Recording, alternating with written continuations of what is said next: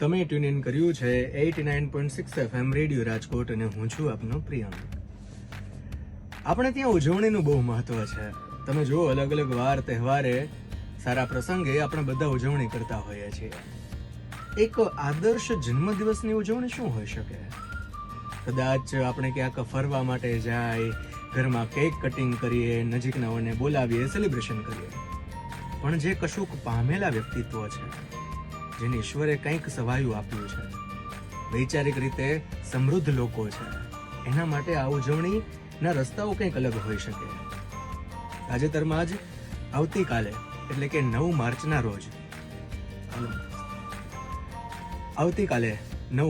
રોજ એક એવા વ્યક્તિત્વનો જન્મદિવસ છે કે જેના વિશે જો હું વાત કરું તો સૌરાષ્ટ્ર અને કચ્છમાં છેલ્લા 3 દાયકાથી એ સિનિયર અત્યારે યુરોલોજિસ્ટ છે. 3 દાયકાથી સેવા આપી રહ્યા છે. રાજકોટની અંદર સિવિલ હોસ્પિટલ હોય, ભુજની અંદર લેવા પટેલ સમાજની હોસ્પિટલ હોય, મહુવાની સદભાવના ટ્રસ્ટ હોસ્પિટલ હોય, રાજકોટની જ બીટી સવાણી હોસ્પિટલ હોય, અલગ અલગ ઘણી બધી જગ્યાએ એમણે પોતાની સેવા આપી છે અને ઘણી બધી જગ્યાએ ફ્રી યુરોલોજિસ્ટ કેમ્પ કરેલા છે. આ એમની સેવા માટે યુરોલોજી સોસાયટી ઓફ ઇન્ડિયા દ્વારા એમને સેવા ગોલ્ડ મેડલ પણ મળેલ છે. અને તાજેતરની જો વાત કરું એમના સિદ્ધિ વિશે તો ટાઈમ્સ નાઉ દ્વારા મોસ્ટ અસ્પાયરિંગ યુરોલોજિસ્ટનો એવોર્ડ પણ તેમને મળેલો છે. RSS હોય અને બીજી ઘણી બધી સેવાકીય સંસ્થા હોય, એ બધાની સાથે રહીને એમણે સમાજ માટે, લોકો માટે હર હંમેશ જાગૃત રહીને સમાજને સેવા આપી છે. અને પોતાની જે એક્સપર્ટાઇઝ છે એમાં કેટલાય લોકોની જે બધા રોગો છે, જે બધા દર્દો છે, એને નિવારીને એમને સ્વાસ્થ્ય અર્પણ કરેલું છે. આજે 89.6 FM રેડિયો રાજકોટ ખાતે આપણી વચ્ચે ડોક્ટર જીતેન્દ્ર અમલાણી સર ઉપસ્થિત છે. On behalf of 89.6 FM radio Rajkot હું આપનું સ્વાગત કરું છું. નમસ્કાર સાહેબ. નમસ્કાર. આજે આમ તો ત્રિવેણી સંગમ છે. આ માર્ચ મહિનો ચાલી રહ્યો છે અને માર્ચ મહિનાની અંદર જ આપ જેના સ્પેશિયલિસ્ટ છો એવા કિડની ડેની ઉજવણી કરવામાં આવે છે. માર્ચ મહિનાની અંદર જ આપનો જન્મદિવસ છે અને માર્ચ મહિનાની અંદર જ વુમન્સ ડે પણ છે અને બીજા ઘણા બધા દિવસો પણ એ જ સમયગાળાની આજુબાજુ છે. તો આ બધાની સાથે તમને એક સરસ મજાનો વિચાર આવ્યો.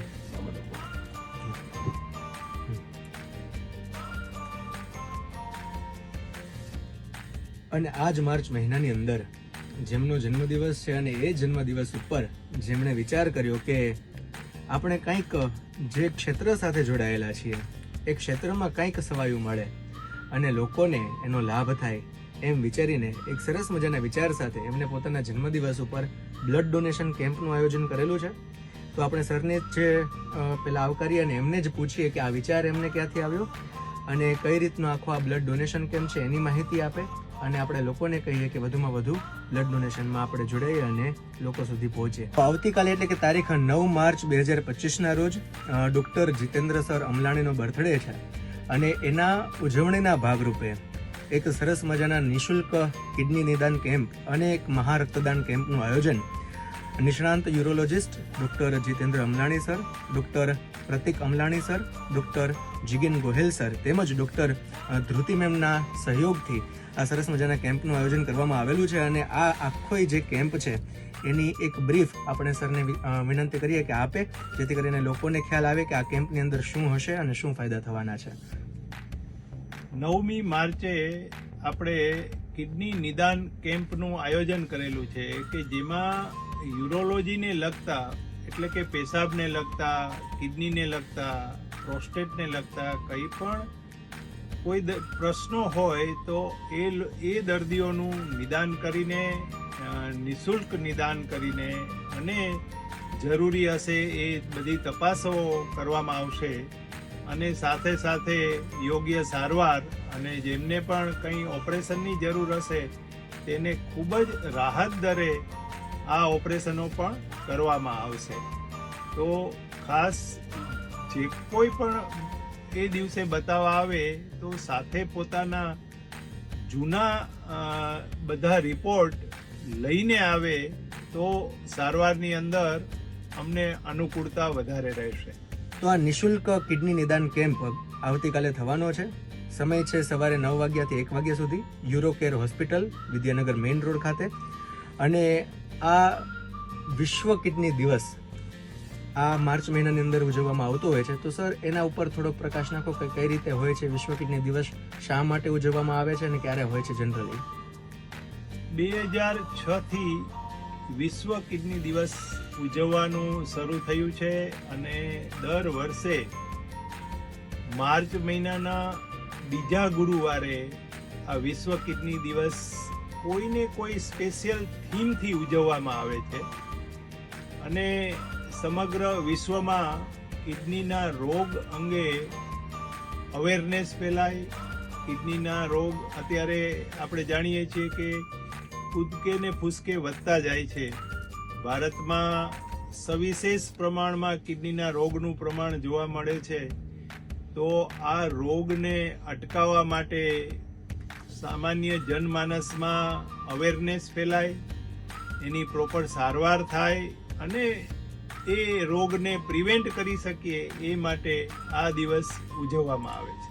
સર આપે વાત કરી એમ કે અલગ અલગ થીમ સાથે આ દિવસની ઉજવણી કરવામાં આવે છે. તો આ વખતે શું થીમ રાખવામાં આવેલી છે એની થોડીક વિગત આપશો? આ વખતની થીમ છે કે શું તમારી કિડની ઓકે છે?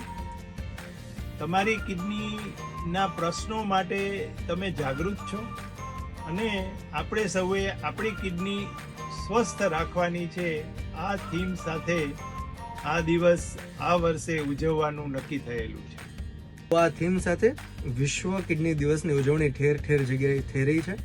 અને સર તમે જેમ શરૂઆતમાં ઉલ્લેખ કર્યો એમ કે અત્યારે કિડનીના રોગો બહુ જ પ્રમાણમાં વધી રહ્યા છે. તો એક સામાન્ય માણસ જ્યારે આ રોગથી જ્યારે પીડાવાની શરૂઆત થતી હોય તો એમાં સામાન્ય લક્ષણો શું હોઈ શકે કિડનીના રોગોના, એ આપ જરા કહેશો? ભગવાને આપણને 2 કિડની આપેલી છે અને એણે કિડનીની રચના એવી કરેલી છે કે કિડની 80% વધુ બગડે નહીં ત્યાં સુધી શરીરમાં ખૂબ જ ઓછા લક્ષણો જોવા મળતા હોય છે. એટલે આપણા માટે બહુ જ મહત્વનું છે કે એને વહેલા નિદાન કેમ કરવું.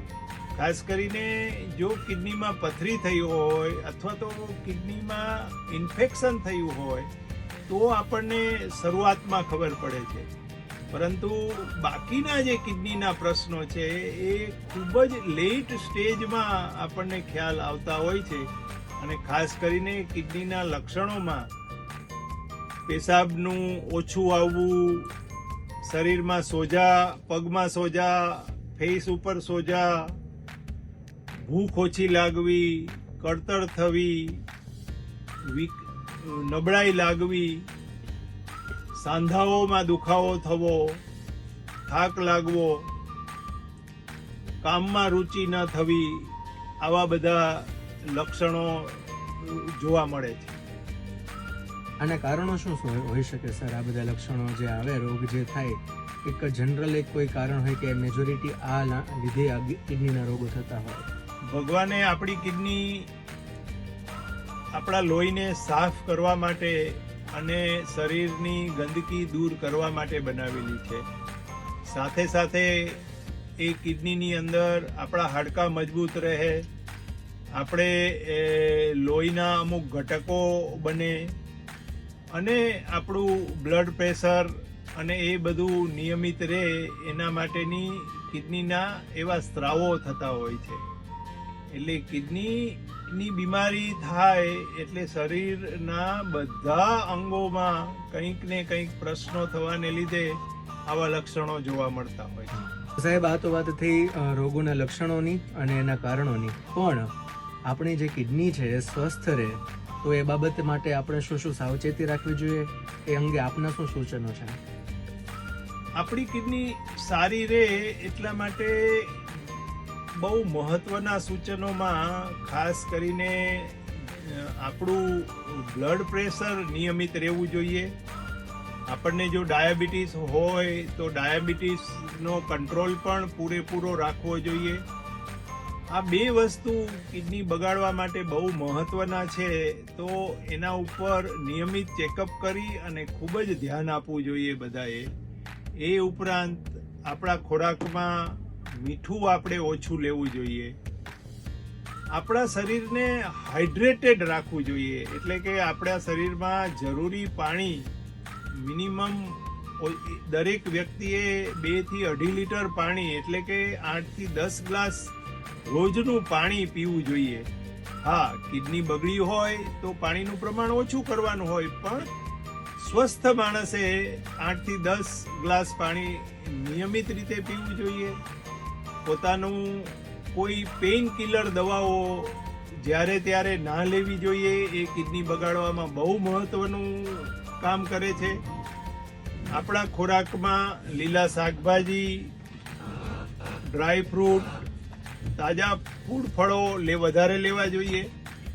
એ ઉપરાંત આપણે આપણી લાઈફસ્ટાઈલમાં પણ ફેરફાર કરવા જોઈએ. નિયમિત પૂરેપૂરી ઊંઘ લેવી, નિયમિત હળવી કસરતો કરવી અને ખાસ કરીને વ્યસનોથી દૂર રહેવું જોઈએ. ખાસ કરીને સ્મોકિંગ, આલ્કોહોલ, એનાથી પણ આપણે દૂર રહેવું જોઈએ. જો આ સૂચનોનું આપણે પાલન કરશું તો આપણી કિડની ચોક્કસ સ્વસ્થ રહેશે.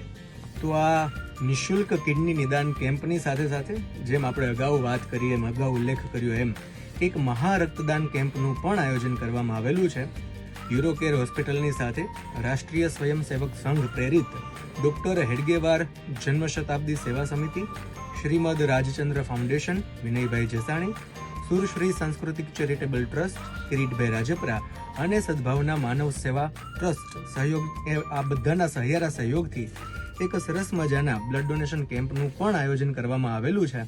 તો આ બ્લડ ડોનેશન કેમ્પ આવતીકાલે એટલે કે તારીખ 9 માર્ચ 2025 ના રોજ આ નિઃશુલ્ક કિડની નિદાન કેમ્પની સાથે જ રાખવામાં આવેલું છે. તો આ રક્તદાન કેમ્પ વિશે પણ આપ થોડીક માહિતી આપશો, જેથી કરીને લોકો સુધી આ માહિતીઓ પહોંચે કે કઈ રીતના આ કેમ્પ આપણે કરવા જઈ રહ્યા છીએ. એટલે ખાસ કરીને આપણે સિવિલ હોસ્પિટલ રાજકોટ ખાતે અવારનવાર બ્લડની ખૂબ ખેંચ રહેતી હોય છે. એટલે એના માટે એ લોકોને પૂરેપૂરું બ્લડ મળી રહે એ માટે યુરોકેર હોસ્પિટલ ખાતે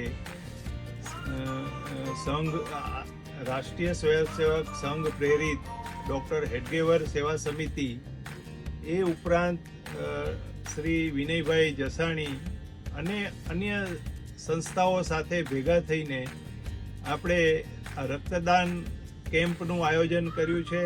અને એની અંદર વધુને વધુ લોકો રક્તદાન કરે એવી અમારી વિનંતી છે. આમ અલગ અલગ ઘણી બધી સંસ્થાઓના સહયોગથી આ રક્તદાન કેમ્પ થવા જઈ રહ્યો છે. સાથે સાથે સદભાવના વૃદ્ધાશ્રમ પણ આપણી સાથે જોડાયેલું છે. તો એમનો શું સહયોગ છે રક્તદાન કેમ્પની અંદર? આપણે સૌ જાણીએ છીએ કે સદભાવના વૃદ્ધાશ્રમ એ સમગ્ર દેશમાં વૃક્ષ વાવવા માટેની એક ઝુંબેશ ચલાવે છે. તો એના ભાગરૂપે દરેક રક્તદાતાના નામે એ સદભાવના વૃદ્ધાશ્રમ છે એ એક વૃક્ષ વાવશે. ખાલી વાવશે નહીં, પણ એનું 3 વર્ષ સુધી જતન પણ એ લોકો કરશે અને એ દાતાના એ લોકો નિયમિત સંપર્કમાં પણ રહેશે. તો સાહેબ, તમારો આ 3 દાયકાનો યુરોલોજિસ્ટ તરીકેનો અનુભવ છે.